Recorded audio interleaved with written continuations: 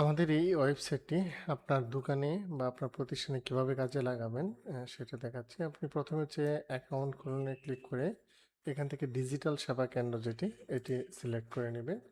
এটি সিলেক্ট করে নিলে আপনি যে কোনো ইউনিয়নের সনদ দিতে পারবেন। আপনি এখানে আপনার নামটা লিখে নেবেন। তারপরে এখানে আপনার একটি ইমেল দিবেন।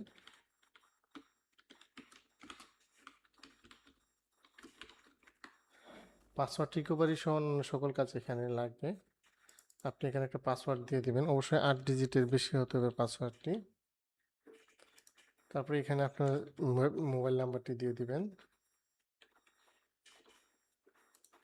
সরি, এটা অ্যাভেলেবল না। হ্যাঁ, তারপরে এখানে আপনি সার্চ প্যাকেজ যদি নেন তাহলে প্রতি সনদে 5 টাকা করে কাটবে, আর যদি আপনি বেশি করতে চান মাসিক প্যাকেজ তাহলে এটা 500 টাকা আনলিমিটেড সনদ তৈরি করতে পারবেন আপনি।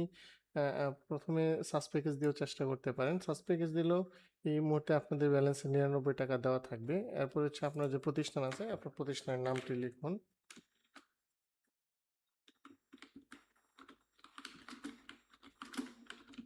ধরুন এখানে আপনার যে প্রতিষ্ঠানের নাম আছে এই প্রতিষ্ঠানের নাম লিখলেন। তারপরে আপনার ট্রেড লাইসেন্স, আপনি অবশ্যই ব্যবসা যেহেতু করেন তাহলে ট্রেড লাইসেন্স আছে, এটা ম্যান্ডেটরি না, তবে যাচাইয়ের ক্ষেত্রে এটা লাগবে। আপনি আপনার ট্রেড লাইসেন্সের নাম্বারটি দিয়ে দেবেন।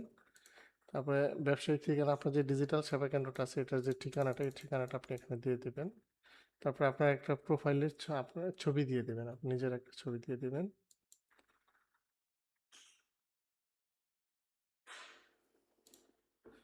এখন হচ্ছে আমি লগ ইন করবো।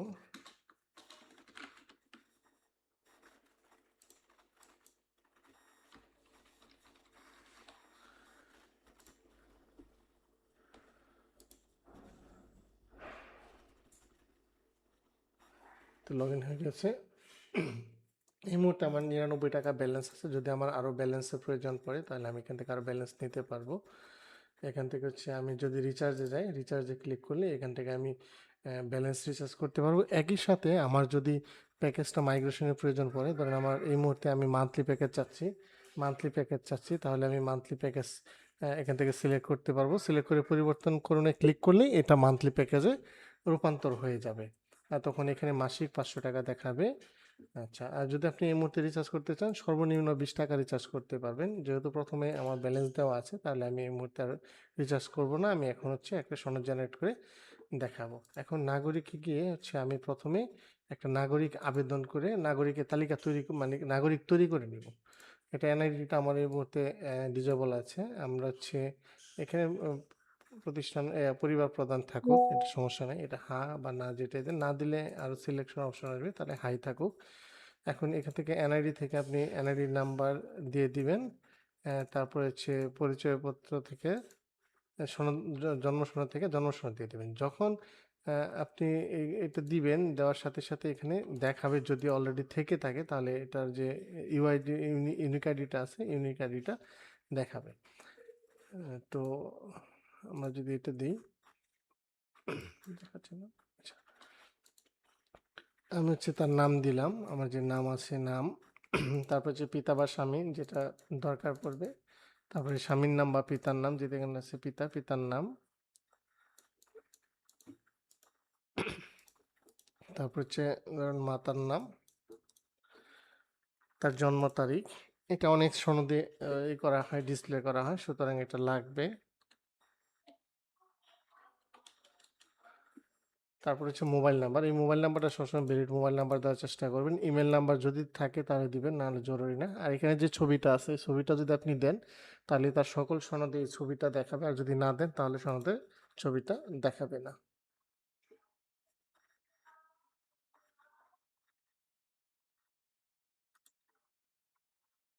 আমি একটা ছবি দিয়ে দিলাম। তারপরে এখানে হচ্ছে বর্তমান ঠিকানা, এটা হচ্ছে আমি ধরেন হচ্ছে ময়মনসিংহ শেরপুর নালিতাবাড়ি, শেরপুর জেলা নালিতাবাড়ি উপজেলা, এখানে আমি ডেমো পৌরসভা অথবা ডেমো ইউনিয়ন, এখানে আপনি যে ইউনিয়নের প্রয়োজন পড়ে আপনি সেই ইউনিয়নে দিয়ে দেবেন। এটা এই আইডি দিয়ে একমাত্র সারা বাংলাদেশের যে কোনো ইউনিয়নের সনদ জেনারেট করা যাবে। তো গ্রামের নাম দিয়ে দিলাম আমরা ডেমো গ্রাম, ডাকঘর হচ্ছে ডেমো ডাকঘর। ওয়ার্ড যেটা তার এটা হোল্ডিং নাম্বার যদি থাকে, অনেক সময় জানা থাকে না, বাড়ির নাম যেটা বাড়ির নাম দেওয়া আছে এবং স্থায়ী ও বর্তমান ঠিকানা একই দিয়ে দিলে তাহলে এটা নিচেটাও সেম ফিল আপ হয়ে যাবে। আমি সাবমিট দিয়ে দিলাম। এখন সাবমিট দেওয়ার পরে বলতেছে যে আমরা হচ্ছে সনদের আবেদন করব না প্রত্যয়নের আবেদন করব। আচ্ছা, এটা অনেকেই প্রথমবার জানবেন না সনদ কোনগুলি আর প্রত্যয়ন কোনগুলি। আমরা হচ্ছে প্রথমে সনদটাতে ক্লিক করলাম। সনদে গিয়ে আমি এখন যদি যাই আবার প্রত্যয়নে অথবা সনদে, আমি যে এখান থেকে সুইচ করতে পারবো। কিন্তু আমি ধরেন সনদের আবেদনে ক্লিক করলাম। সনদের আবেদনে ক্লিক করে এখান থেকে হচ্ছে পরিচয়পত্র, আমি পরিচয়পত্র এখানে অলরেডি আমার নাম্বারটা চলে আসছে, সাবমিট দিলাম। এখন আমি এখানে অনুমোদন যদি ক্লিক করি তাহলেই এই যে আমার একটা পরিচয়পত্র কিন্তু হয়ে গেছে। এখন এই পরিচয়পত্রটা যদি আমি যাচাই করতে চাই তাহলে এই হবে যেটা, যে আমি এই পরিচয়পত্রটা যাচাই করতে চাই। তো এই কিউআর কোডটা যখন স্ক্যান করবেন তখন দেখাবে এরকম। সনদ যাচাই যদি আমরা যাই তাহলে এরকম দেখাবে।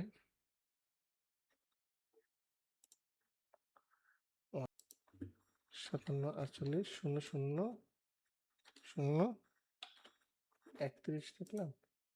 হ্যাঁ, 31। এই যে সনদ নাম্বার যেটা, এই সনদ নাম্বারটা 31। তো এরকম যাচাই যদি দেই তাহলে দেখা যাবে এখানে পেন্ডিং দেখাচ্ছে। এখন পেন্ডিং দেখালে কি হবে? এখানে পেন্ডিং দেখাচ্ছে, এটা কিন্তু ভেরিফাইড দেখাচ্ছে না। এখানে আমার সকল তথ্য দেখাচ্ছে। মৌলিক তথ্য যে সনদের ধরন বা অন্যান্য তথ্যগুলি দেখাচ্ছে। এখন এই ইউনিয়নের যে চেয়ারম্যান আছে, ওই চেয়ারম্যানের কাছে যেতে হবে। গিয়ে এখানে ওটিপি পাঠাতে হবে, একটা ওটিপি।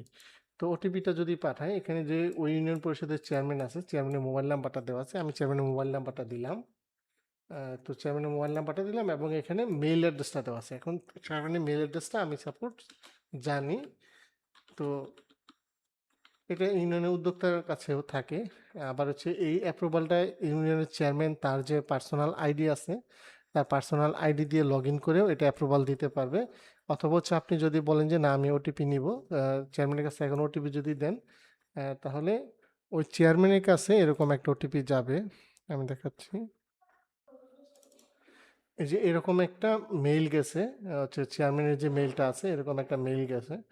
তো এই মেইলে এই সবার নিচের দিকে একটা কোড থাকবে, ওটিপি একটা 4 ডিজিট বা 6 ডিজিটের একটা কোড থাকবে। এই কোডটা দিয়ে আপনি যদি এখানে সাবমিট দেন, ওটিপি লিখুন, যদি সাবমিট দেন, ভেরিফাই করুন ক্লিক করেন, তাহলে দেখবেন এই সনদটা কিন্তু এখন ভেরিফাইড দেখাচ্ছে এবং চেয়ারম্যানের নাম দেখাচ্ছে এখানে এবং কতটার সময় ভেরিফাই করা হয়েছে সেটাও কিন্তু দেখাচ্ছে। এখন আপনার আমাদের এই মুহূর্তে মোবাইল নাম্বারে যে ভেরিফিকেশন সিস্টেমটা আছে এটা চালু নাই। আমরা খুব শীঘ্রই মোবাইল নাম্বারেই করব, ভেরিফিকেশন সিস্টেমটা দিয়ে দিব। আপনি আপনার এই সনদটা আপনি জাস্ট প্রিন্ট করে চেয়ারম্যানের কাছে নিয়ে যে কোনো জায়গায় সিগনেচার নিয়ে নিলেই হয়ে যাবে। আপনাদের দোকানে ইনকাম বাড়ানোর জন্য সহযোগিতা করবে। আর হচ্ছে যে কোনো মুহূর্তে যে কোনো জায়গা থেকে সনদ প্রিন্ট করে নিয়ে চেয়ারম্যানের কাছ থেকে স্বাক্ষর করলেই এটা ভ্যালিড হয়ে যাবে। চেয়ারম্যানের কাছে স্বাক্ষর এবং এখানে ভেরিফিকেশন কোডটা নিতে হবে। অথবা যদি চেয়ারম্যান বলে যে না আমি হচ্ছে আমার আইডি দিয়ে করব, তাহলে চেয়ারম্যান সাহেবকে বলবেন যে এইখান থেকে অ্যাপ্রুভাল অ্যাকাউন্ট রেজিস্ট্রেশন, এইখান থেকে চেয়ারম্যান দিয়ে এই তথ্যগুলি পূরণ করে যদি আমাদের কাছে ফোন দেয় তাহলে আমরা এটা অ্যাপ্রুভ করে দিব। সাপোজ ময়মনসিংহ, শেরপুর, এখন হচ্ছে নালিতাবাড়ি, ডেমো ইউনিয়ন, হ্যাঁ ডেমো পৌরসভা। এখন যদি এটাতে যদি উনি ক্লিক করে সাবমিট করে, সাবমিট করার পরে আমরা ওনাকে একটা ফোন দিব, ফোন দিয়ে যাচাই করে এটা আমরা অ্যাক্টিভ করে দেবো। অ্যাক্টিভ করে ওনার আইডি দিয়ে লগ ইন করে এই তথ্যটা অ্যাপ্রুভ করতে পারবেন। আপনাদের যে সনদটা আছে এই সনদটা অ্যাপ্রুভ করতে পারবেন। নিবন্ধনের জন্য নিবন্ধন করে নিন।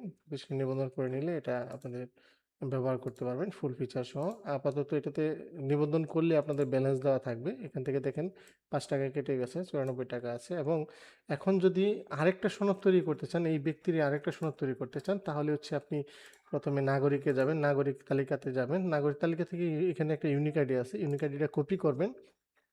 কপি করে আবেদনে গিয়ে সনদ আবেদনে ক্লিক করলে হবে। অথবা এইখানে যেটা আছে, এখানে যদি আপনি ইউজ সার্টিফিকেট, ইস্যু সার্টিফিকেটে ক্লিক করেন তাহলে এখানে একটা অপশন আসবে, এখানে সার্টিফিকেটগুলি দেখাবে আপনি কোন সার্টিফিকেটটা নেবেন।